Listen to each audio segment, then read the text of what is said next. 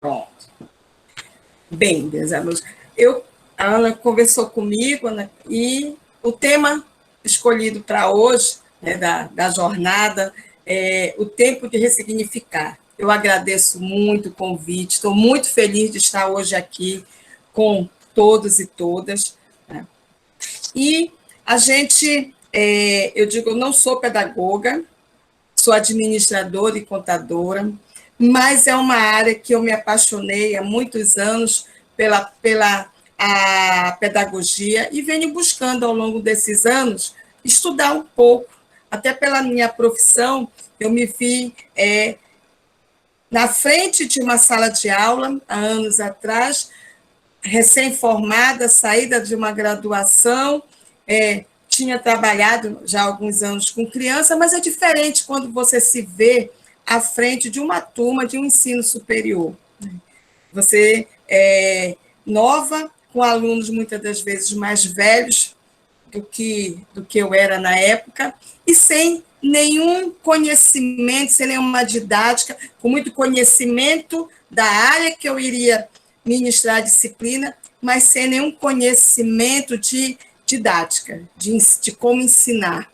E hoje nós estamos vivendo um momento que nós precisamos reaprender. O que era normal para nós trabalharmos enquanto metodologias de ensino, elas passam a ser questionadas a partir do momento que nos vimos num cenário totalmente diferente daquele que nós estávamos acostumados. Então, a gente passa a ter que dialogar com o nosso aluno de uma forma diferente e que nem os alunos, e muito menos nós, docentes, estávamos preparados. Quando nós dizemos que nós temos o conhecimento de tecnologia, porque nós sabemos utilizar um Facebook, um Instagram, assistimos alguns shows, algumas palestras, alguns minicursos pelo YouTube, isso não nos torna, né, expert em novas tecnologias de ensino. Mas nós nos vimos obrigados, né, de uma hora para outra, a entrar nesse novo mundo.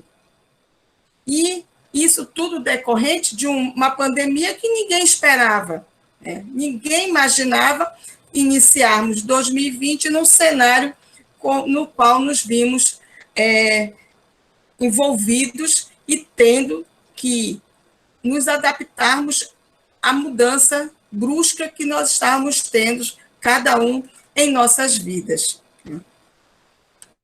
Com base nessa questão, a gente precisa entender um pouquinho do que seria, né, esse novo cenário mundial e local nosso.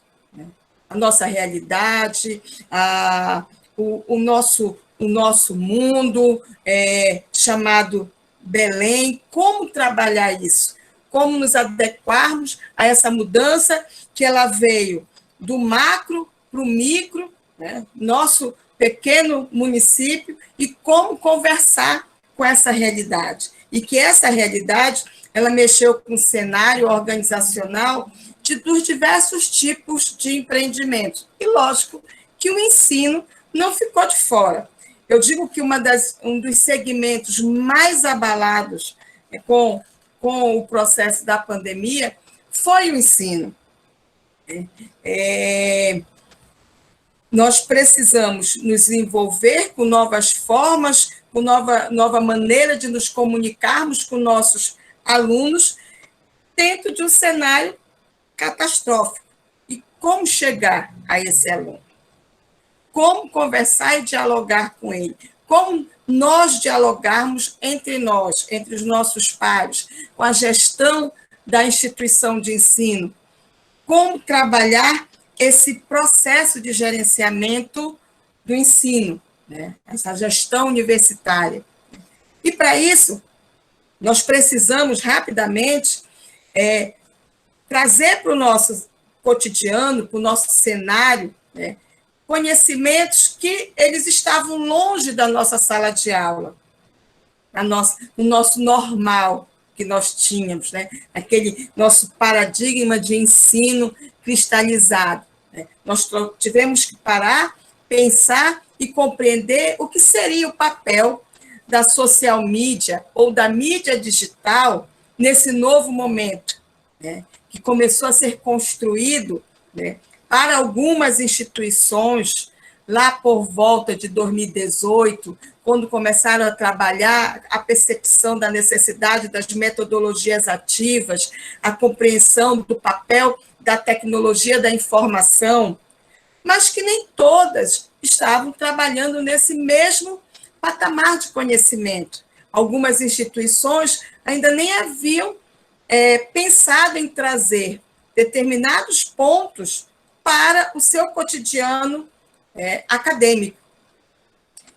E aí nós nos pegamos tendo a necessidade de trazer as redes sociais, né, para o nosso contexto. Né? Compreender que jornais, revistas, o rádio, a televisão, eles se transformaram para nós, dentro da academia, como ferramentas de trabalho. Logo quando surgiu a pandemia, em alguns municípios nesse Brasil grande, que tem uma diversidade de cultura e uma pobreza tecnológica em várias regiões, se viram obrigados a ir para o rádio e voltamos para aquela época onde você tinha aula via rádio. O professor indo para a rádio, ministrar a aula. Nós vimos aí diversos meios de comunicação trazendo a escola para a televisão, para que aquele aluno não ficasse sem aula. Um exemplo disso foi a Sky, quando criou, né, dentro do seu programa de responsabilidade social, ela criou um canal para trabalhar com essas crianças que estavam no seu seio familiar, nos seus lares, parados, porque a escola pública teve uma dificuldade muito grande. Muitas escolas, agora que vão começar a funcionar, o setor do ensino superior público estagnou por um período, em virtude dessa ausência. Então, alguns setores do ensino, dependendo da região, foram buscando essa mídia digital como um apoio para não perder esse diálogo com o seu aluno, né? Quer dizer, essa informação acima de tudo. Né? E, no primeiro momento, nem se pensou em como eu vou avaliar esse aluno, como eu vou visualizar o seu aprendizado. O primeiro momento era não perder o contato, não fazer esse descolamento do aluno do mundo acadêmico. Né? O professor, a gestão acadêmica das instituições não ficarem sem uma comunicação com os seus alunos. Porque se isso acontece, independente se eu sou uma instituição pública ou privada, o que nós vamos ter? A evasão escolar. Tanto num segmento quanto no outro, isso não é produtivo. Então, rapidamente, você tem que buscar novas formas de chegar a este aluno. Tá? E isso tudo mostra que nós vivemos dentro de um processo de uma revolução tecnológica, né? Essa conectividade. Né? Eu preciso buscar trazer essas novas ferramentas tecnológicas para o processo de gestão acadêmica, para a sala de aula. Então, é uma mudança do que é o meu modelo de gestão, do que é o meu modelo acadêmico, né, de ensino-aprendizagem. E nós nos pegamos buscando conhecer ferramentas para visualizar qual se adequaria melhor à nossa realidade. Quer dizer, na instituição no grupo que eu trabalho, nós usamos o Teams. vocês usam o Google Meet. Cada instituição ela foi buscando a sua ferramenta. Eu digo que de 2020 para cá, a cada instituição que eu tenho um relacionamento, eu conheço uma ferramenta. Então, hoje, você tem uma pluralidade de ferramentas à nossa disposição para que a gente possa desenvolver a nossa atividade respeitando o que foi o grande impacto em 2020, né? O isolamento social, lockdown, você em casa e precisando trabalhar. Surgem conceitos, surgem não, eles são melhor trabalhados porque já existiam, mas que, em virtude do nosso trabalho ser presencial, nós não tínhamos a necessidade de trazer determinados conceitos trabalhistas para a nossa realidade de negócio, que era o teletrabalho, conhecido como home office, também como trabalho remoto. E aí nós nos pegamos em virtude de uma necessidade, precisando mudar a nossa forma de trabalhar, tanto a parte administrativa como da parte acadêmica. Então, se trabalhar em plataformas que viabilizassem aulas, reuniões, né, articulação com empresas, entrar em contato com fornecedores. Então, qual ou quais melhores plataformas existem hoje que eu terei que adaptar? E aí nós observamos que algumas coisas que nós já utilizávamos, elas se tornaram fundamentais para que a nossa rotina de trabalho pudesse funcionar, como o e-mail, WhatsApp, Telegram, né, passam a surgir. Outros aplicativos, como Slack, que trabalha todo um processo de monitoramento de reuniões, agenda de trabalho, você compartilhar arquivos, mas tudo isso, e a gente tendo que olhar para uma coisa que nós já sabíamos que existia, mas em alguns momentos nós tínhamos resistência. A nuvem, né? O teu material está na nuvem, você tem... Google já nos proporcionava acesso à nuvem há muito tempo, mas nós não tínhamos aquela necessidade. E, de repente, ela se tornou um fator importante para guardarmos os nossos arquivos, podermos ter condições de passar para aquele aluno que não tem uma tecnologia, como algumas instituições foram usando algumas ferramentas do Google que foram colocadas à disposição. Então, dizer assim, olha, isso você já tem, mas você não sabia usar. Eu vou te dar um tutorial e te ensinar como usar isso e transformar a dinâmica do teu trabalho, né, mais atrativa, você ser mais interativo e comunicativo com o outro com o qual você precisa se relacionar. Então, entramos definitivamente nessa revolução tecnológica. E dentro dessa revolução tecnológica trouxe a mudança efetiva e uma mudança que ela veio para ficar, que foi a mudança da nossa forma de trabalhar, né? Ou no escritório, ou na sala de aula. Trabalhar o ensino remoto, né? Transformar a forma como eu conduzia minhas aulas para uma outra metodologia. Ajustar toda a minha dinâmica a esse novo contexto. E convenhamos, nós não estávamos preparados. Olhe que eu venho acompanhando o processo dessa revolução tecnológica no ensino desde o final de 2017. A gente vem acompanhando, estudando, trabalhando dentro do grupo que eu faço parte, novas tecnologias, novas formas como iria se desenrolar o processo ensino-aprendizagem, mas tudo voltado com uma visão futurista, a partir de 2022, 2023, mais para 2023, vamos trabalhar processo de construção de plataformas, vamos ver como trazer as metodologias ativas, desenvolver estudos com os professores, mas não estava efetivo. Não significa dizer que a instituição que tem o ensino à distância, ela, todo o seu corpo docente, todo o seu corpo funcional, ele compreende essa relação.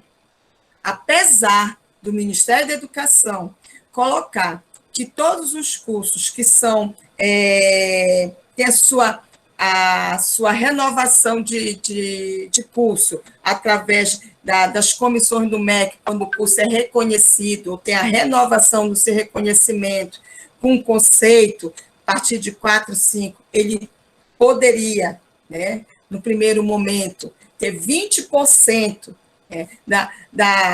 do seu projeto político-pedagógico na metodologia EAD, mas os professores do presencial, eles não se envolviam. Então, nós tínhamos uma equipe que trabalhava a construção dessas disciplinas, que desenvolvia o material que não era a equipe do presencial. Gradativamente, surge a portaria de 40% do ensino presencial podendo ser EAD. Mas, mesmo assim, ele continuava distante daquele professor, cada um de nós que estamos aqui, que estávamos acostumados com o nosso ensino presencial, né, usando as nossas práticas pedagógicas em sala de aula, mas distante desse contexto tecnológico. E que ele passa a ser importante, porque nós vamos observar que nós vamos ter uma evolução e que hoje se fala muito em um conceito, que é o ensino híbrido. A gente, mais adiante, a gente vai dar uma aprofundada. Então, como chegamos em menos de 2 anos a um fortalecimento do ensino híbrido? Não significa dizer que nós não tínhamos, dentro do cenário brasileiro, já algumas instituições buscando trabalhar esse ensino híbrido, chamado por ensino flexi, semipresencial, mas ainda num conceito muito simplista, e que agora, em virtude desse cenário, nós tivemos que trazer 2023, 2024, 2025 para 2020, 2021. Um amadurecimento precoce. E lógico que todo amadurecimento precoce, ele requer uma atenção maior, porque nós temos nossas maturidades, nossa maturidade de trabalho, nossa maturidade emocional. E no momento em que nós estamos dentro desse furacão, né, de transformação dentro do ensino, as nossas maturidades de trabalho e emocional, elas passam por um desequilíbrio, né? E que a gente precisa ir gradativamente buscando reconstruir essa nossa maturidade, com a compreensão de como vai ficar o meu papel de professor, né? O meu papel de coordenador, o meu papel de gestor, de diretor, de reitor, dentro desse contexto organizacional. Só que a gente sabe que dentro dessa pirâmide, aquele que mais se sente fragilizado é o professor, porque o papel do professor, ele mudou drasticamente em menos de 2 anos. O conceito de professor que nós tínhamos até fevereiro de 2020, esse conceito, ele caducou, ele deixou de existir. Mas, afinal, qual é esse novo professor? Qual é esse novo conceito de professor que nós temos? A gente vai já chegar nele. Mas, para a gente chegar nesse pensar, e aí eu quero que vocês comecem a pensar e analisar o que foi a atividade profissional de vocês do ano passado para cá, o que vocês visualizaram que mudou na dinâmica de docente de cada um.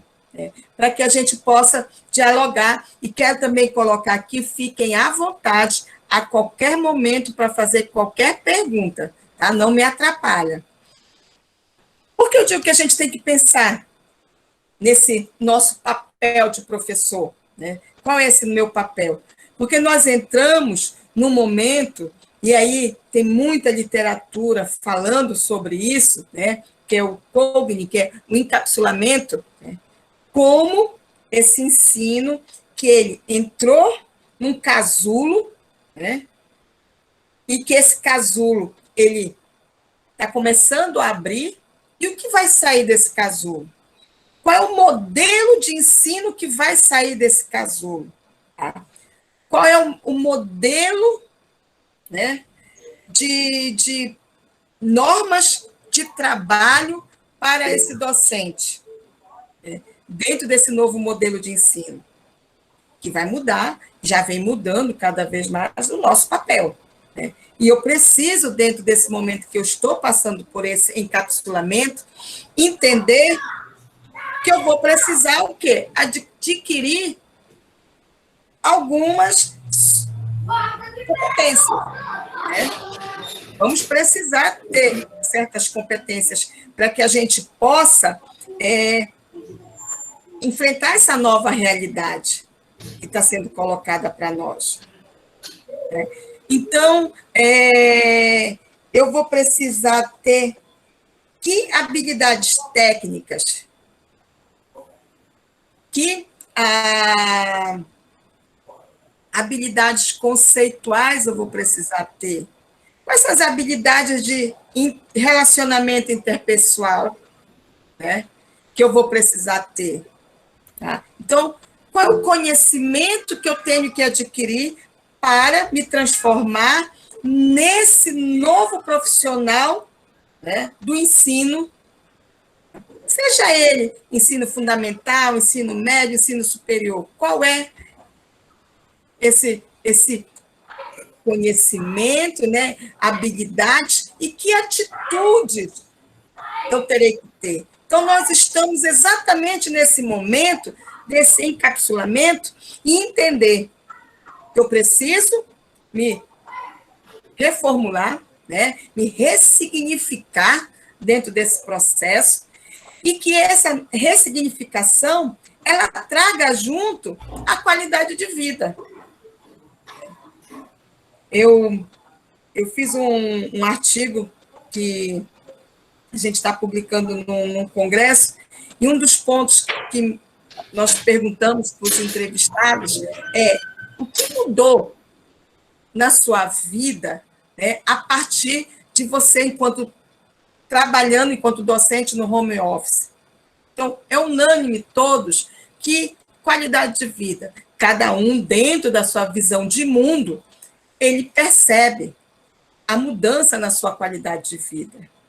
Alguns mais tempo para a família, outros mais tempo para cuidar do jardim, para escrever, para ver um filme, né, para cuidar da sua saúde física, mental, mas nós buscamos. Então, dentro desse encapsulamento, a gente tem que buscar entender todos esses pontos para que a gente possa, né, construir. E a instituição de ensino, ela tem que também entender que ela está nesse momento de encapsulamento para construir o seu novo modelo de gestão, o seu novo modelo de ensino, tá? E que ele vai ter que pegar esses atores sociais que estão aqui, a gestão, quem trabalha na gestão, os professores, os alunos, e visualizar como esse modelo vai integrar todos esses atores. Então, a gente está nesse momento agora. Tá? E esse momento, ele é rápido, porque nós estamos, por exemplo, nós já voltamos dentro desse processo, do que foi colocado pelo governo estadual, vamos gradativamente, 25%, 50%, até chegar aos 100%, todo mundo em sala. E vai para a sala de aula presencial aquele que se sentir confortável. E aí, para que isso aconteça, vem aí o quê? O ensino híbrido. Mas será que todos nós já estamos prontos para sairmos do nosso casulo?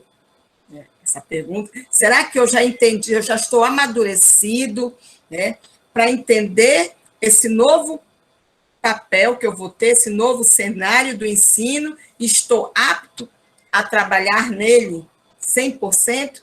Ou eu estou saindo do casulo ainda muito cedo? Né? A gente tem que fazer esse questionamento. E tudo isso traz um ponto que é muito importante, que é o humanismo, a solidariedade. Nem tudo na vida é 100% um mal. Nós estamos no momento mais difícil do mundo, mas é um momento onde nós estamos vendo o renascimento do humanismo, da solidariedade, do amor ao próximo. Então, a pandemia ela está proporcionando nós termos esse resgate, né, de solidariedade, de amor ao próximo, que estava perdido, né, e que vem fortalecendo. O planeta Terra ele precisa passar pela sua purificação, e ele só passa pela sua purificação se nós mudarmos a nossa forma de agir, de tratar o outro. Então, esse é um ponto aqui crucial. Por que ele é crucial? Porque nós temos que entender que, assim como nós temos dificuldades nesse processo de adaptação a essa nova forma de sermos professores, os nossos alunos, eles sentem dificuldades com essa nova forma de ser aluno. Ele sabe mexer com o Facebook, com o Twitter, com o Instagram, mas dentro do conceito atual de analfabetismo digital, ele é, assim como muitos de nós estamos num processo de aprendizagem. Assim, então, se nós estamos aprendendo, nós temos que compreender que o nosso aluno também. Então, é nesse momento que eu digo que determinadas posturas acadêmicas que nós tínhamos de docentes, elas estão mudando. Por quê? Porque é um processo do ajudar. Nós precisamos nos ajudar. Por vários motivos. A nova forma de ensino, em virtude da ausência do conhecimento de muitos alunos, isso fez a evasão. A evasão, no setor público, ela é vista de uma forma, no setor privado, ela é vista de outra forma. Menos alunos, menos turma, e é uma continha simples, de ponto de equilíbrio, né? Receita igual a despesa, no mínimo eu tenho que ter isso para pagar as minhas obrigações. Se eu não tenho, eu vou ter que fazer alguns ajustes, né? Então, a questão do custo docente em relação ao custo aluno, tá? Nesse cenário, em alguns momentos, em determinadas instituições, ele ficou desigual. Eu estou com um custo docente altíssimo, mas eu tenho um número de alunos pagantes, né, adimplentes, baixo. Eu estou com uma evasão muito grande. Então, você precisa equacionar. Essa é uma situação que está acontecendo no Brasil todo, não só na nossa capital. Isso não é uma realidade só nossa. Tá? Então, você precisa entender. E o entender é importante, porque nós tivemos aqui diversas medidas trabalhistas que elas mexeram com a realidade nossa. Nós tivemos instituição de ensino na nossa capital que ela deu férias coletivas para todos os seus professores, né? Porque ela não tinha tecnologia, ela não tinha ainda como trabalhar o ensino, os alunos pedindo transferência para outras instituições, e esse cenário. Então, hoje, nós temos que entender que nós, docentes, colaboradores, coordenadores, a gestão das instituições, nós precisamos nos unir. Tá? Então, vamos ter a solidariedade enquanto profissionais, a solidariedade enquanto seres humanos, pessoas que olham o outro e entende a sua dificuldade e quer ajudá-lo para que ele não venha desistir. E isso tudo traz um ponto que, para mim, dentro desse contexto pandêmico, fundamental, tá? É a família passar a ser o item principal na vida das pessoas. Que antes nós colocávamos tudo em primeiro lugar, menos a nossa família. Então, esse cenário hoje fez com que nós parássemos, fizéssemos uma reflexão e observássemos que a nossa família ela tem que vir em primeiro lugar. Independente, dentro do seio familiar, a gente sabe que nós temos valores diferentes, visões políticas, históricas diferentes, religiões diferentes, independente de qualquer ponto divergente, se viu que a família é o pilar, é a base de sustentação para que a gente passe por qualquer dificuldade. Se a nossa família ela está em equilíbrio, nós conseguimos superar a dificuldade. E aí a gente vai ampliar um pouquinho esse conceito de família, família com relação pai, mãe, tudo, mas também o nosso local de trabalho é um local familiar. Se nós nos visualizarmos como uma grande família no nosso ambiente de trabalho, nós vamos conseguir superar dificuldades, né? Eu estou aqui, mas eu não sei, eu não faço parte disso, eu só estou aqui trabalhando, mas amanhã. Não pode ser assim. A gente precisa mudar essa mentalidade para que a gente possa realmente ter o nosso local de trabalho um ambiente salutar, amigável, né, familiar.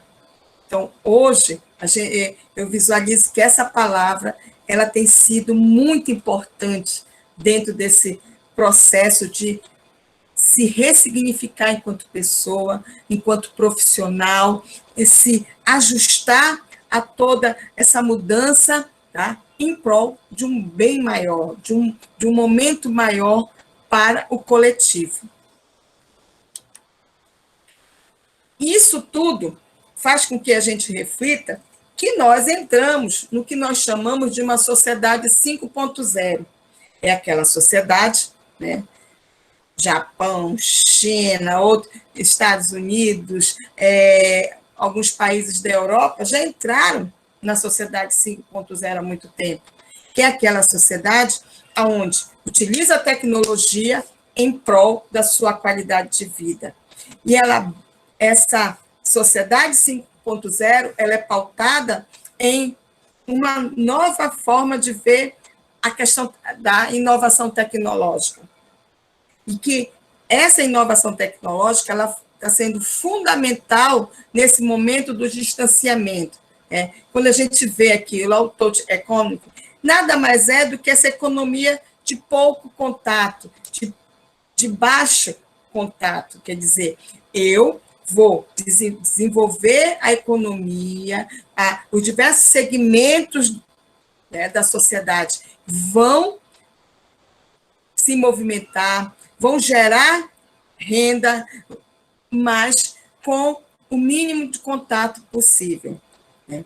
Esse distanciamento, e aí vem o processo da transformação, que é a compreensão de que hoje a nossa área ela precisa entrar nessa área tecnológica, o ensino sabendo utilizar a tecnologia, fazendo com que aquele aluno que muitas das vezes nem pensava em estudar pela sua dificuldade de estar presente numa sala presencial, ou ele mora longe, não tem como estar na capital para assistir aula, ele, através das novas formas de ensino, né, essa pessoa consegue adentrar no ensino superior, né, por essa nossa transformação. Então, a tecnologia, ela traz um maior acesso a quem deseja o conhecimento, mas também não podemos deixar de fora que, dependendo da região, a variável tecnologia ainda não é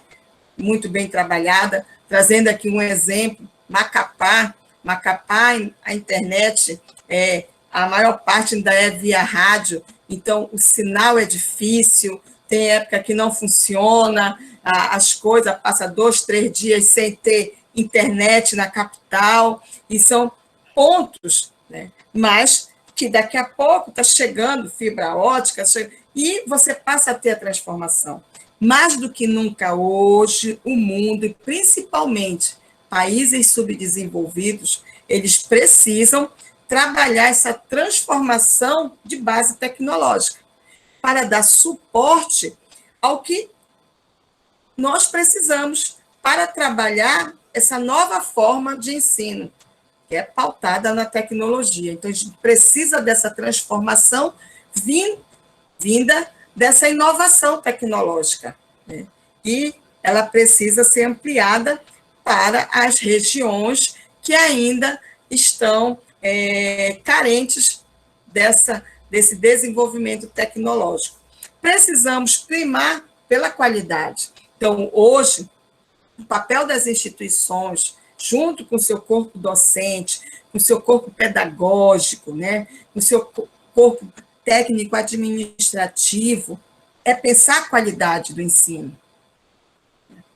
Desde o momento que eu estou no processo de captação, essa captação hoje, mais do que nunca, ela mudou. Não é mais aquela captação que nós fazíamos antes, que falávamos, temos esse ensino, vamos ter essa sala de aula, não. Hoje, ele traz a tecnologia, e como eu vou apresentar essa tecnologia, ambientar esse meu potencial aluno, para que ele entenda como ele vai usar a tecnologia a seu favor. Hoje a gente tem um papel de orientar, qualificar, ensinar como usar a tecnologia a seu favor e eu ter o meu aluno. Mas, para isso, com essa qualidade do ensino, qual é o meu projeto político-pedagógico, quais foram as plataformas que eu escolhi para trabalhar com esse meu aluno, tá? Qual é a facilidade de acesso, de interação que essa tecnologia vai ter com o meu potencial aluno ou o aluno que eu já tenho, né? Como ele vai acessar a todos os serviços da instituição, biblioteca, parte financeira, secretaria acadêmica, porque quando a gente fala hoje em reter o aluno, né, o papel não é só do professor. Às vezes a gente se engana, diz, não, quem retém o aluno na instituição é o professor. Não é só o professor. Eu posso ter o melhor professor que se adequou às tecnologias, usa as metodologias ativas, é o melhor professor do mundo, mas eu não tenho uma boa base tecnológica, uma boa equipe que conheça, que saiba se relacionar nos demais setores, eu vou perder aluno. Então, tudo uma integração, tá? Para que a gente tenha isso. E essa diversidade, né? Diversidade cultural, de forma de pensar, de religião, de saberes, de tudo, nós precisamos entender, para que a gente possa trabalhar essa nova concepção, essa sociedade que está em transformação, com jovens que serão o nosso futuro, e que cabe a nós darmos esse encaminhamento para que ele possa ser o futuro do mundo, não só do nosso estado ou do Brasil, né? E isso tudo, dentro desse cenário, a gente tem que pensar, né? Como eu vou trabalhar esse feedback loop? Eu tenho que entender, se nós vamos voltar para o ensino gradativamente presencial, tá? Quais são as medidas relacionadas à saúde que eu vou ter que ter para ter um baixo impacto, tá? Em todos os atores que vão estar envolvidos. Então, eu preciso saber, tá, dentro desse processo, como eu vou trabalhar uma economia dentro de um cenário de disrupção, tá, para que eu possa trabalhar essa crise, fazendo com que eu tenha menos impacto possível dentro da instituição, dentro desse modelo que eu estou trabalhando para receber os meus alunos, os novos, os antigos, os nossos que já são da casa, os que estão adentrando na casa, para que a gente possa trabalhar essa mudança de comportamento de todos esses atores que estão dentro desse contexto. Tá? E, lógico, pensando que eu tenho todo um protocolo, né, de que eu preciso preparar a instituição para receber esses meus alunos dentro desse protocolo, que cada capital ela criou seus protocolos, né, que vão trabalhar medidas restritivas e incentivos para que os negócios possam funcionar, sempre visando que trabalhar o menor impacto possível dentro do ambiente, seja esse acadêmico ou qualquer outro tipo de negócio. Mas eu tenho que pensar como eu vou trabalhar esse distanciamento, como eu vou trabalhar as variáveis que estão nessa disrupção econômica aqui, que estão afetando, né? Como eu vou fazer com que as pessoas elas entendam a nova forma de consumo do ensino, né? Como as relações com diversos setores dentro da instituição vão ser. Né? E as pressões que eu tenho, as pressões que, lógico, que eu preciso me adequar, eu tenho que ter um orçamento para fazer essa adequação da instituição, mas eu também preciso pensar no orçamento familiar, né? Como eu tenho, antes da pandemia, a minha instituição, o valor da mensalidade dela era 1, vem a pandemia, esse meu aluno, ele entra no ensino remoto e ele não entende. Por que ele continua pagando o mesmo valor?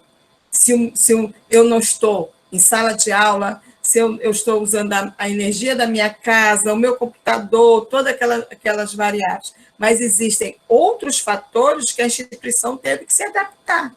Né? Quando você volta agora, você não vai colocar 100% dos alunos em sala. Você tem que comprar equipamento, você tem que botar pias em determinados locais para poder ter a higienização, comprar material de limpeza, não é o normal, triplicou, quadriplicou isso daí, equipamentos, você vai ter que fazer horários e no momento de aulas presenciais, como fica? Você tem várias coisas que não estavam dimensionadas, né, na tua gestão de custos, né, da organização, que você vai ter que... O que vai estar atrelado diretamente à minha atividade de fim, o que está atrelado a minhas atividades de apoio, e trabalhar isso tudo. Então, assim como a família, ela pensa, poxa, foi um desempregado, como eu vou pagar? Como vai ser isso? Por isso que hoje nós temos aí diversas instituições que o aluno pode financiar o seu ensino, ele pode buscar bolsas do governo, mas hoje o maior foco, e vai ser uma tendência, dele buscar esse financiamento privado, né, para que ele possa custear o seu ensino. Tá? Então, essa dinâmica, a gestão de uma instituição de ensino, ela está a 1000 por hora, pensando tudo isso para redesenhar o seu modelo de gestão, o seu modelo acadêmico. E aí, pensando nesse processo de adaptação, né, da mudança, a gente vai observar, nós estamos com quebra de paradigma. Nós tínhamos um paradigma cristalizado, com normas, procedimentos, com regras, e que, de uma hora para outra, isso foi quebrado. O próprio Ministério da Educação teve que emitir, né, algumas resoluções, alguns direcionamentos, quebrando paradigmas, regras, normas existentes com relação às regras do ensino superior para se adequar a esse novo cenário. E aí entra dentro disso tudo o conceito do mundo VUCA e do Muvuca. Quer dizer, as coisas estão voláteis, né? Eu preciso cada vez mais pensar nessas mudanças e como eu vou fazer essas mudanças rapidamente. Eu preciso trabalhar com incerteza. Hoje a gente não tem certeza de como, se amanhã começou de novo, vamos começar gradativamente as aulas presenciais, 25%. De repente, eu posso ter um surto e volta tudo atrás. Então, a nossa incerteza é muito grande. A complexidade que nós enfrentamos hoje, né, dentro desse processo de gestão do ensino, dentro da nossa gestão empresarial do ensino, é uma complexidade que nós precisamos nos adaptar a diversas mudanças, a diversas regras novas, trabalhistas, questão de segurança de dados, quando a gente vê aí a lei de proteção dos dados, então, vários fatores trazendo isso. E ainda tem a ambiguidade, que é exatamente eu trabalhar com essas diversas interpretações que existem de tudo que está acontecendo. Tá? Então, eu vou ter que analisar isso tudo dentro do meu contexto, dentro da minha instituição, tá? E encontrar o significado disso tudo. Quer dizer, qual é o propósito que eu tenho? Qual é o norte da instituição? Qual é a missão, visão e valores dessa instituição? E que eu preciso saber que isso tem que ser universalizado. Quer dizer, ele tem que ser global, o pensamento tem que ser global. O impacto dessas mudanças, elas são globais. Tá? E dentro dessa quebra do nosso paradigma, que a gente entra nesse mundo, né, chamado VUCA, e aí, depois da década de 80, esse conceito foi dado uma ampliação para o MUVUCA, trazendo o significado e o universal, tá? A gente percebe que um outro escritor, o Nassim Taleb, ele trouxe o conceito do cisne negro, que é exatamente o que nós estamos passando, quando você tem um grande impacto, como foi a pandemia, que ninguém imaginava que nós iríamos ter esse impacto, é uma coisa que ninguém nunca imaginou e que você precisa rapidamente, tá, fazer mudanças. Só que para fazer essas mudanças, a gente se depara com outro conceito, que é o mundo bunny, aonde eu tenho a fragilidade das pessoas, a fragilidade dentro dessa insegurança, dentro dessa incerteza que nós estamos passando. E isso fortalece um outro ponto que já vem se arrastando ao longo dos anos, que é a ansiedade, a doença do momento, né? As pessoas ficam ansiosas, entram em depressão, e esse cenário, ele fortaleceu muito isso. E a gente precisa cuidar, não só do físico, mas também da alma das pessoas, para que a gente possa sair desse contexto da não linearidade. Quer dizer, quando a gente fala, vamos achatar a curva, né, da doença, a gente não sabe, não é uma coisa linear, é não linear, a gente não tem controle sobre isso. E aí você vê a incompreensibilidade, a gente não compreende esse cenário e isso faz com que a gente seja frágil. Se tem um cenário de ansiedade, nunca se viu no mundo um processo tão grande de depressão como nós temos hoje. Quantos alunos entraram em depressão dentro desse cenário? Quantos professores, quantos colaboradores, gestores, coordenadores entraram num processo de depressão?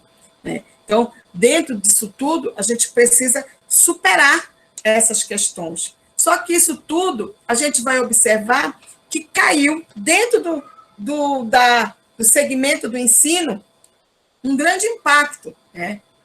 Trazido pela Covid.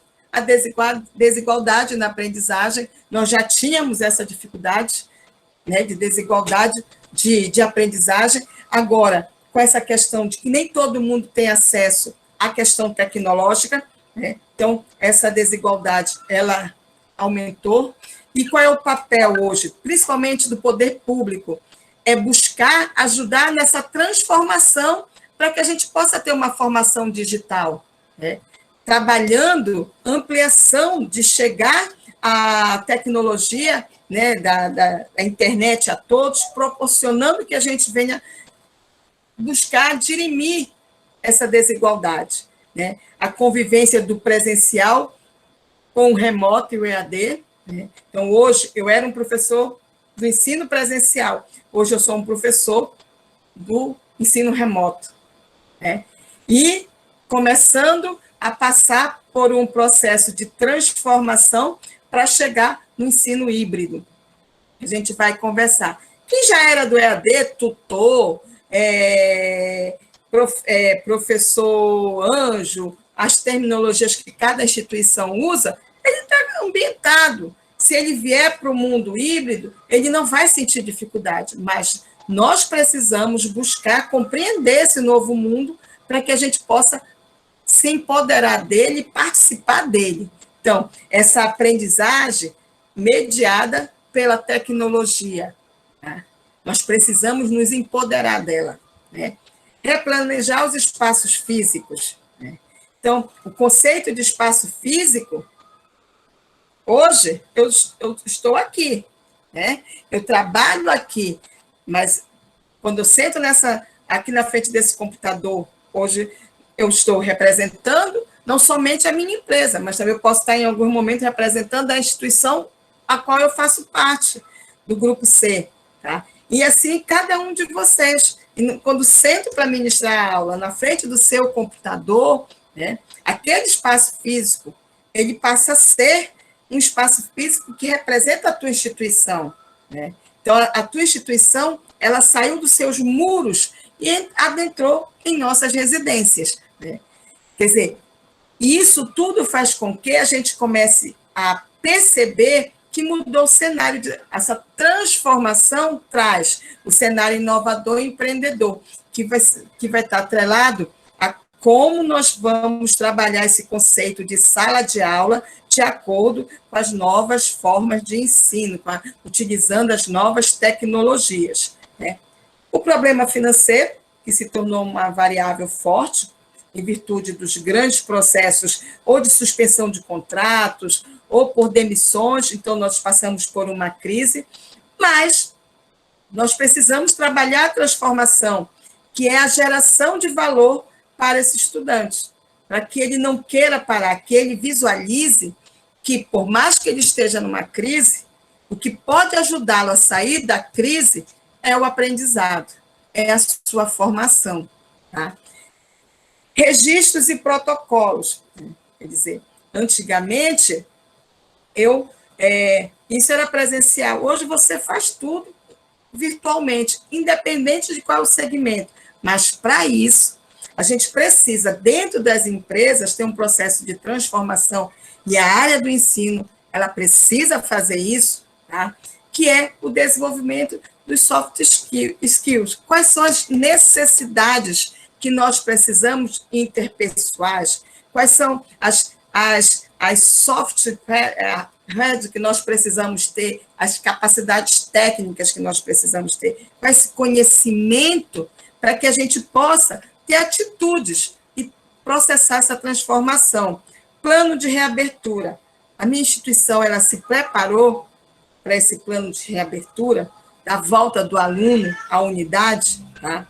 E, junto com isso, eu também fiz uma aceleração do futuro, da adequação das novas tecnologias para o meu ensino, trazendo isso para os meus projetos político-pedagógicos, né? Protocolo de biossegurança, ela vai trabalhar junto com esse plano de reabertura, né? E eu preciso, dentro desse processo de transformação, pensando nesse protocolo de biossegurança, trabalhar esse relacionamento constante com professores, alunos e familiares. Observem que, antigamente, se nós falássemos em trazer a família para esse contexto universitário, era visto como uma coisa negativa. Mas dentro do cenário que nós estamos vivendo, é onde nós vimos que a família, ela volta a ser o ponto principal, ela tem que fazer parte dentro desse cenário de transformação, né? Ela vem para cá para somar dentro desse processo de construção dessa nova forma de ensino. E é lógico que a gente precisa, sim, trabalhar muito. 3 pontos importantes: o empreendedorismo, a inovação e a criatividade. E se nós formos observar, independente de qual área seja a formação, a busca da faculdade, ela precisa trabalhar empreendedorismo, inovação e criatividade. Como eu vou empreender? Né? Como eu vou trazer mais jovens, mais pessoas para a realidade da minha formação? Qual é o meu papel? Eu estou falando para uma universidade que ela é de cunho religioso. Então, como eu vou trazer o empreendedorismo para que eu possa trabalhar cada vez mais a aproximação de novos fiéis? Como eu vou envolver e mostrar o caminho, né? Aí vem a inovação e a criatividade. E isso tem que estar dentro dos nossos projetos político-pedagógicos.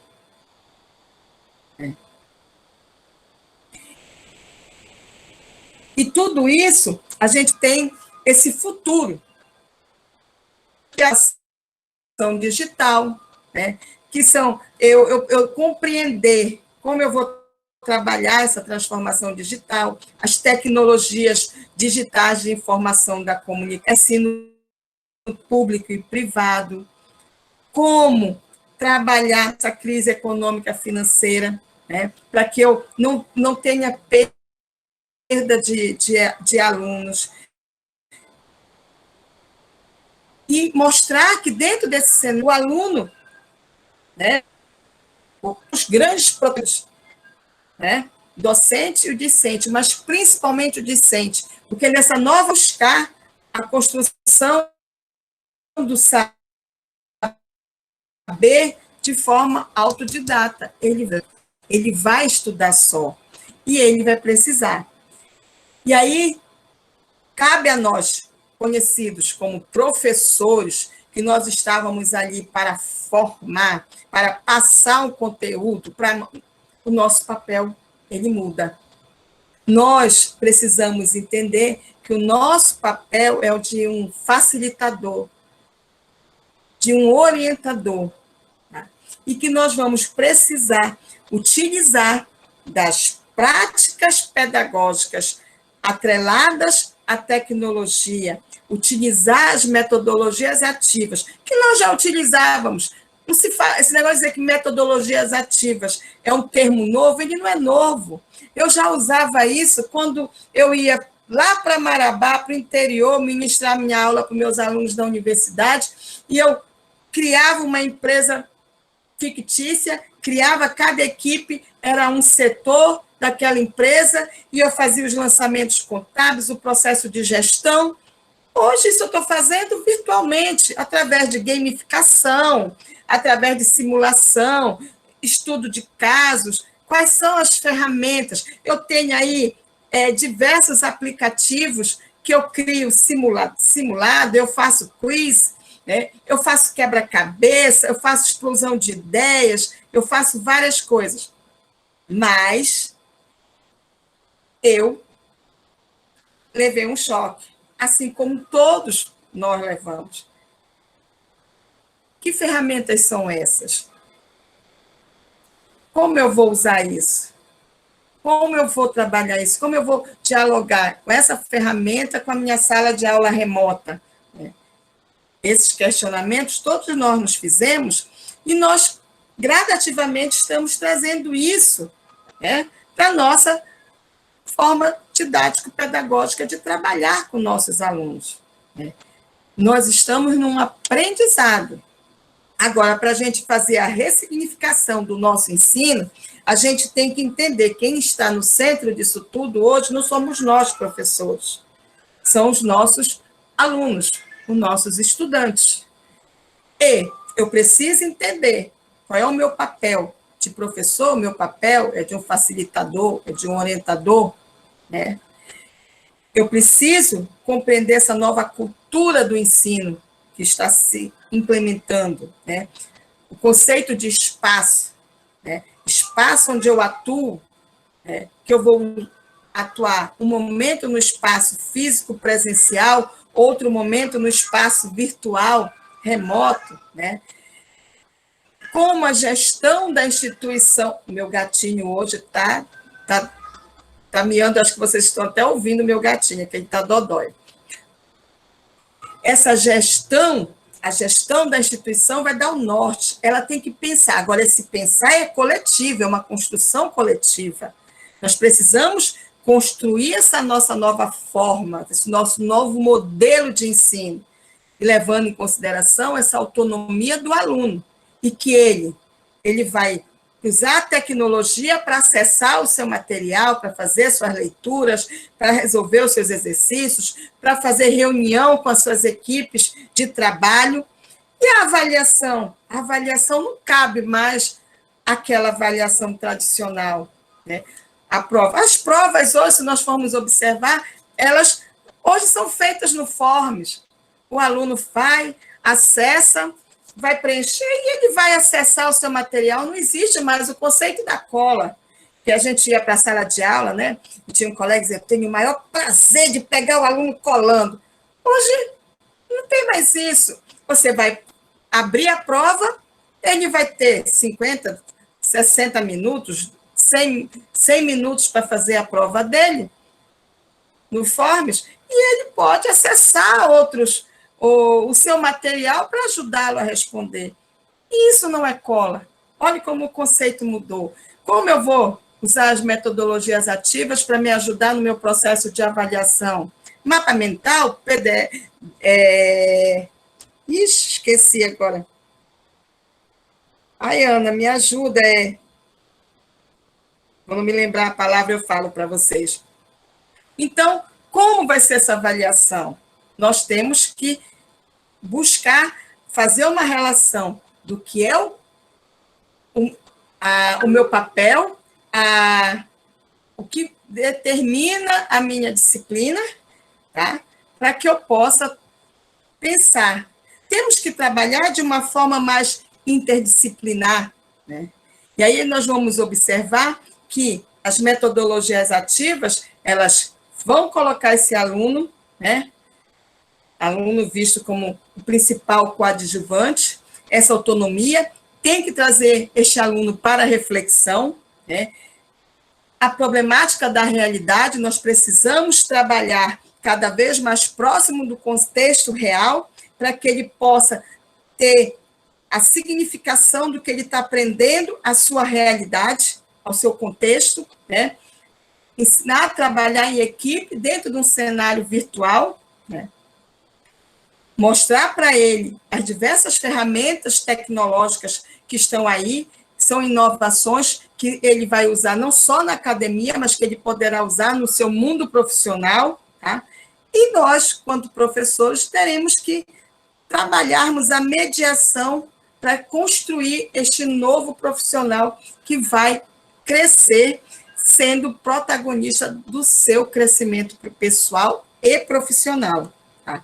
Para isso, a gente tem práticas pedagógicas e suas interrelações. Tá? Então, eu venho da prática pedagógica de empoderamento do aluno, né? Quer dizer, ele vai ter a flexibilidade, então, ele é responsável pelos seus resultados, muito mais do que a gente dizer, o professor me deu, não, ele é responsável, porque a nossa relação com ele agora é de facilitador, ele é que vai ter que realmente estudar. Vocês já ouviram um aluno que é do EAD, que ele diz, eu fui para o EAD porque eu achava que era fácil, mas depois que eu adentrei no EAD, eu vi o seguinte, que era mais fácil estudar no presencial, porque no presencial, se eu não tiver o trabalho pronto, eu digo para o professor, fala alguma coisa, ele diz, me entrega amanhã. No EAD, se eu não entregar, não entreguei, fechou o prazo, acabou, porque ele é responsável,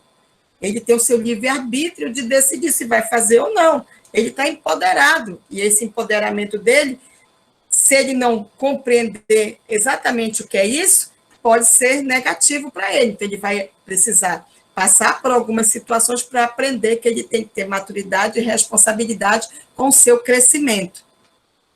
Essa educação voltada para o futuro, né? Foco nesse usar a tecnologia, a descolonização da educação, quer dizer, você vai ter um mundo, uma visão globalizada, e trabalhar a localização dentro da realidade do seu estado, do seu município, mas compreendendo que eu preciso trabalhar a diversidade cultural, o processo de inclusão, né?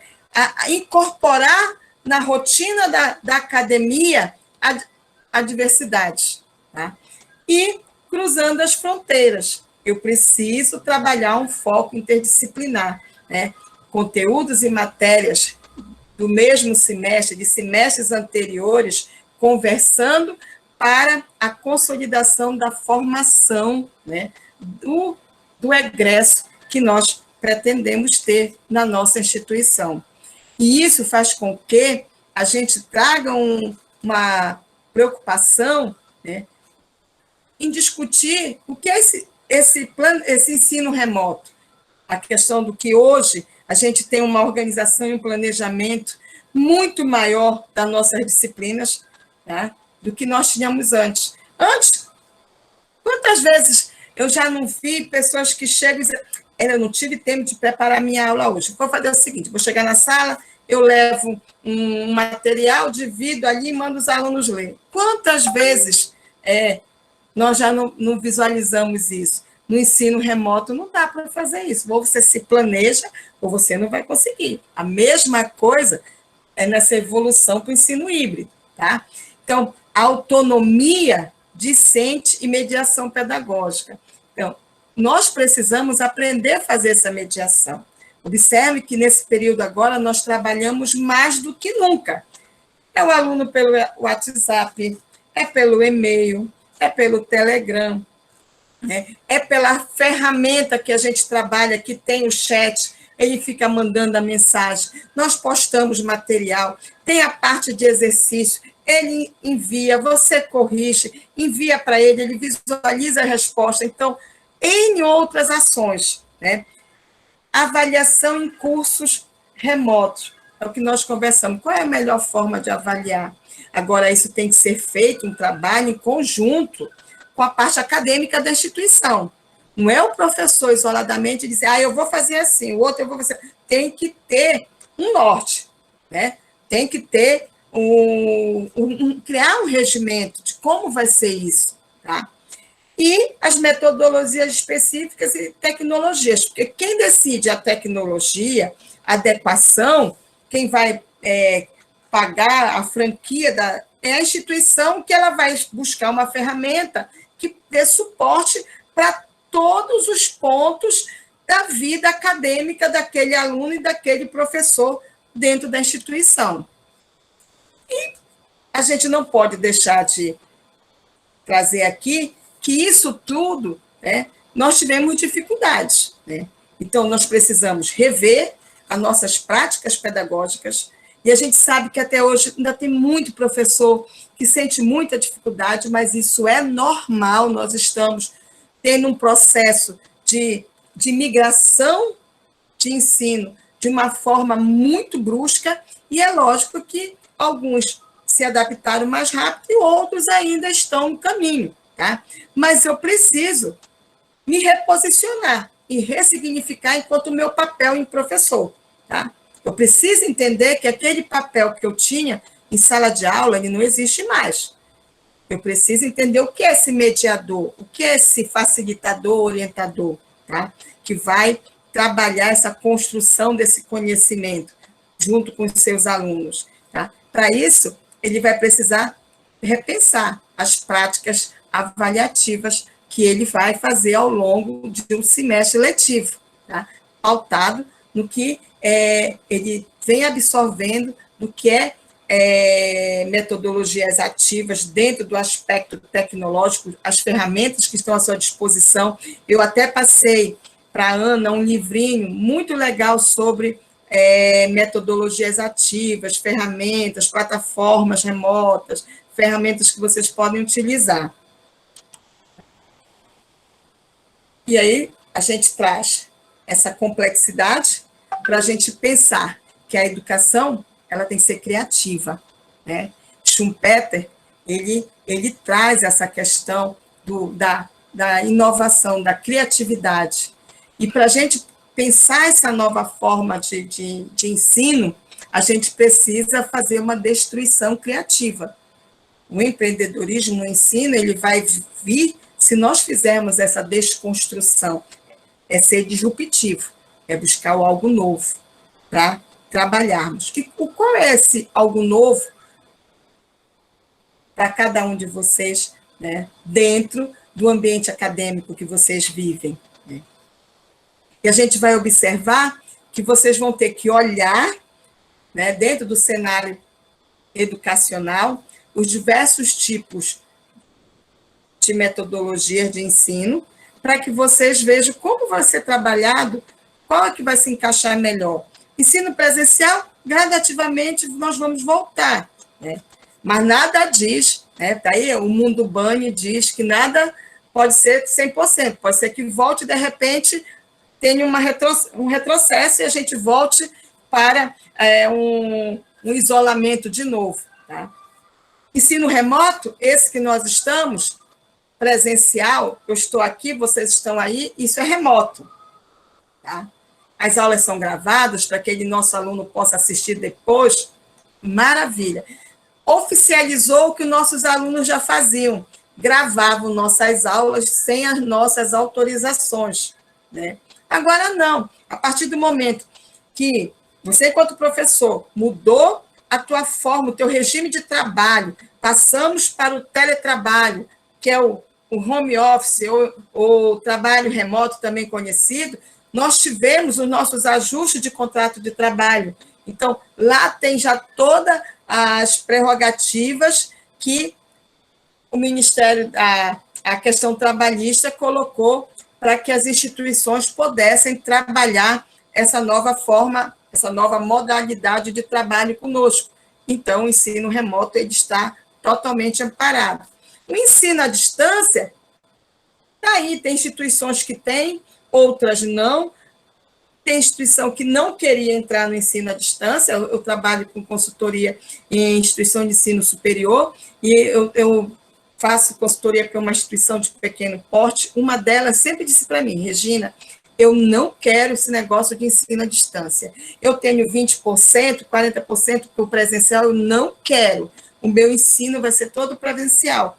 Então, quando veio a pandemia, nós só conseguimos voltar com as aulas na instituição com 3 meses depois, porque até conseguir adequar a instituição para a nova realidade, demorou em virtude da visão do modelo de gestão que ela tinha, onde ela não tinha nenhuma relação com a EAD. Então, quando a instituição ela já tem uma relação com a EAD, ficou mais fácil a gente trazer um ensino remoto. E dentro desse contexto que nós estamos, de retomada para o presencial gradativo, traz aí um ponto de questionamento em cima de 2 situações. Gente, hoje, o mundo inteiro, jamais as empresas voltarão a trabalhar 100% presencial. Então, trabalho home office é uma realidade. E a gente já vem observando que existem pessoas que preferem trabalhar no sistema home office. Eu sou uma, se eu puder, eu fico sempre o tempo todo no home office. Né? E que a empresa ela vai para cada vez mais investir em tecnologia para ter esse trabalhador em home office e dando produtividade para a empresa. Aí chegamos na realidade do ensino. O ensino, ele hoje, a grande tendência, principalmente no ensino superior, é ele trabalhar na modalidade do ensino híbrido. Tá? E isso é um ponto extremamente positivo para aquele aluno, para aquele perfil de aluno que a instituição venha a ter, que tem necessidade de viajar, que ele chega atrasado em sala de aula, ele vai ter uma maior flexibilidade. Nem todo mundo vai querer 100% o ensino híbrido, mas essa tendência ela vai aumentar cada vez mais, tá? Pela comodidade, pelos os diferenciais que proporciona ao aluno. O professor ele vai precisar se adaptar ao ensino híbrido. Para nós, docentes, é mais difícil, eu visualizo, porque você tem uma parte que vai ser presencial, outra que vai ser virtual, mas tudo é a partir do momento que eu trabalhe o meu conhecimento, que eu trabalhe as minhas habilidades e as minhas atitudes para eu me encaixar neste novo modelo. Tá? Então, dentro dessa perspectiva do ensino híbrido, a gente observa que o professor, nesse seu novo papel do ensino híbrido, ele vai trabalhar muito debates e orientações. Não é mais aquele eu sou que vai disseminar o conhecimento. Não, o aluno tem que vir já com leituras, com pesquisas, para ele partir para o debate, para as orientações. As ferramentas digitais, eu vou ter que trabalhar cada vez mais com essas plataformas para chegar até o aluno e visualizar o seu nível de aprendizado, para que eu possa fazer as orientações. Cada vez mais nós vamos ter que estimular o nosso acadêmico, a pesquisa de campo, a leitura, a fazer exercícios, estudo de caso, e aí nós descobrimos um ponto. O nosso aluno não gosta de ler. Muitas das vezes o nosso aluno não sabe ler. Ele não sabe ler, ele não sabe interpretar. E cabe no nosso papel de orientador, né, de moderador, facilitador, trabalhar isso com ele. Tá? Nós vamos ter que inserir na nossa realidade acadêmica projetos e atividades, né? O aluno tem que botar a mão na massa, até porque os projetos político-pedagógicos, o Ministério da Educação, ele norteou agora não, desde final de 2018, e gradativamente as instituições estão se adequando, que são as atividades complementares, que você tem que ter um percentual, dependendo das diretrizes curriculares do curso, tem uma carga horária.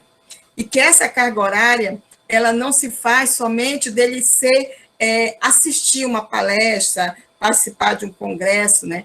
Não é só passivo, ele tem que ser ativo dentro desse processo das atividades. Né? Então, ele participar de um projeto de responsabilidade social, dentro do que é a realidade do seu curso. Né? E isso faz parte, faz somar na carga horária do projeto político-pedagógico do curso. E os professores têm esse papel de fomentar esses trabalhos junto com os setores da instituição. Por exemplo, no meu caso, lá na UNAMA, que eu coordeno o Núcleo de Responsabilidade Social e a Escola de Negócios. Eu trago os alunos, eles se envolvem nos projetos e eles têm carga horária que será somada no seu histórico escolar, dentro do que cada um tem. Tem aluno que tem 60 horas no seu projeto, tem aluno que tem 100 horas, 80 horas, e aqui vai lá a carga horária, o tempo que foi que ele desenvolveu, tudo, e vai estar no seu histórico. Então, isso vem, o ensino híbrido vem fortalecer o que as diretrizes do Ministério da Educação já vem cobrando dos projetos político-pedagógicos dos cursos. Tá?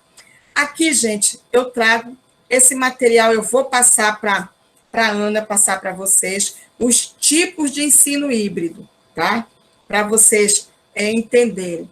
Então, nós vamos ter tipos aonde nós vamos ter o aluno em sala de aula, uma parte, a outra parte virtualmente, e o professor vai trabalhar com essas duas realidades. Aqui, esses 5 tipos, tá? Eles relatam algumas formas como podem acontecer. Vai depender de qual é a proposta político-pedagógica que a instituição ela está escolhendo absorver, tá? Então, eu vou deixar aqui para vocês lerem. Esses tipos que eu coloquei ali, eles se desdobram em 2 tipos de ensino híbrido. Um ensino sustentado ensino híbrido sustentado e o ensino híbrido disruptivo. Hoje, a maioria das instituições de ensino no Brasil, elas estão trabalhando no ensino híbrido sustentado, que é aquele onde ele tem ainda uma característica tradicional, significa, eu tenho um momento na sala de aula presencial e outros momentos virtualmente. Como nós vamos começar agora, 25% do aluno que pode estar daquela turma. A turma tem 30 alunos, só 25% desses alunos vão estar presencialmente. O restante está virtual. Então, na aula de hoje, terça-feira, eu tenho 25% presencial comigo e o restante, né, os 75%, estão assistindo aula remotamente. Eu vou estar acompanhando todos esses meus alunos. Na próxima aula, outros alunos estarão presentes e esses já estarão virtualmente, que estão hoje comigo presencialmente. E eu posso usar rotação por estação, laboratório rotacional, sala de aula invertida, que são vários dos exemplos que estão no slide anterior. E o modelo disruptivo, que ele quebra o ensino tradicional e o aluno, ele realmente aqui, ele passa a ser o protagonista do ensino. Porque quando eu trabalho aqui a rotação individual, esse modelo ele é muito usado para aquele caso que eu tenho um aluno que veio de transferência, eu tenho que ter isso no meu projeto, e eu vou precisar fazer uma adequação, um ajuste, coisas que estão presentes no nosso projeto político-pedagógico, mas que no projeto político-pedagógico daquele aluno da outra instituição de ensino não estava. E eu vou precisar fazer. Sabe também como a gente chama isso muito? Estudo dirigido, quando a gente pega aquele aluno que veio de transferência, ou aquele aluno que trancou, e ele falta 2, 3 disciplinas, e eu não quero que aquele aluno mude de matriz curricular, porque eu vou prejudicar aquele aluno, eu vou pegar, falta 2 disciplinas para ele, eu vou fazer pelo estudo dirigido, que é a rotação individual. Eu crio um projeto, eu crio toda uma estrutura, e o professor vai acompanhar, vai ter momentos de encontro para fazer um debate com ele, e vai criar as formas de avaliar, tudo, para ter. O método Flex, aonde eu vou ter o aluno com o ensino presencial, remoto, mas eu vou ter a outra parte totalmente digital, que são os cases, os fóruns, são os vídeos, as aulas que ele vai ter que assistir, os textos que ele vai ler, tá? As provas virtuais que ele vai desenvolver. O modelo à la carte, esse eu digo para vocês que, para mim, é o sonho. Nós não temos, eu não encontrei ainda nenhuma instituição no Brasil que tenha esse modelo, 100%.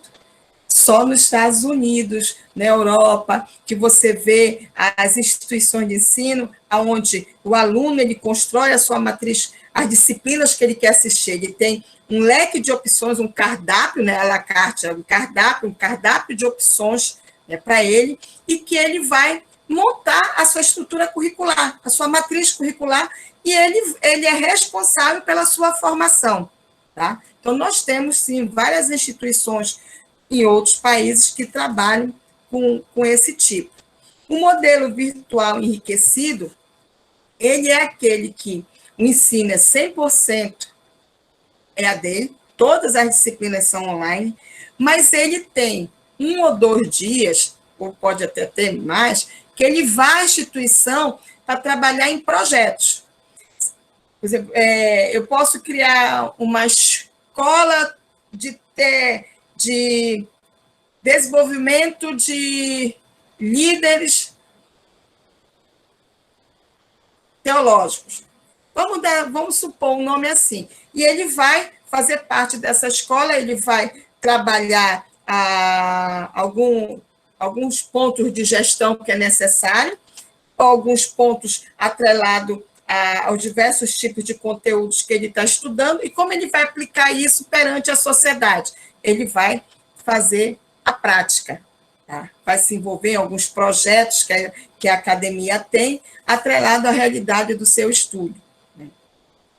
Nós estamos implementando, a escola de negócios, ela tem esse papel, traz o aluno, ele vem, nós temos hoje um aluno do 100% EAD, o do nosso presencial, que está se transformando em híbrido, que ele vem para trabalhar nesse modelo de projetos, e não é teoria, é botar em prática tudo que ele estudou, que ele leu, vai botar em prática. Então, aí, a faculdade, ela tem que olhar isso aqui e dizer onde eu estou me encaixando, qual é o mix que eu estou criando. Eu posso ser mais um híbrido sustentado, mas eu tenho um pezinho aqui no ensino híbrido disruptivo, porque eu estou fazendo tal coisinha. Eu vou criar o meu modelo. Ele pode ser uma junção desses dois modelos, tá? Ou, às vezes, é puro, ou somente um, ou somente outro. Hoje eu vejo muitas instituições que elas estão no modelo sustentado. Elas não passaram nada para cá, para o modelo disruptivo. A maioria das instituições estão nele, no sustentado. Tá? Para tudo isso, eu preciso trabalhar a cybercultura. Então, essa cultura do virtual, da tecnologia da informação, ela precisa ser colocada, implementada na instituição, com todos os atores sociais que fazem parte da instituição, e aí é um ponto que o Pierre Levy, ele trabalha, que é muito importante, que a gente trabalhe essa evolução, né, dessa cybercultura, também chamada cibercultura, né, para que a gente possa compreender o ciberespaço, esse espaço virtual com as quais nós iremos ter nossas relações de troca, né? E a Harry, ele diz para a gente que a resposta para tudo isso que nós estamos passando, né, com a crise do coronavírus, deve ser mais solidariedade global. Então, o ensino, ele tem que ser solidário. Eu preciso entender o outro, a realidade dos nossos alunos, a realidade dos nossos docentes, a realidade de todos os atores sociais que fazem parte da instituição de ensino. E eu aproveito aqui e deixo uma dica de um filme para vocês assistirem, que ele mostra muito bem o que é a gente trabalhar, buscar fazer uma destruição criativa. Aqui ainda não tem muita questão tecnológica, mas é um passo para a gente ver que a gente precisa trabalhar um ensino disruptivo. É um filme já de 2006, mas que ele é bem interessante. Se puderem, assistam. Tá? E eu agradeço a atenção de vocês, estou à disposição para que vocês quiserem me perguntar, não quiseram fazer ao longo da minha fala, mas fiquem à vontade para me perguntar o que desejem.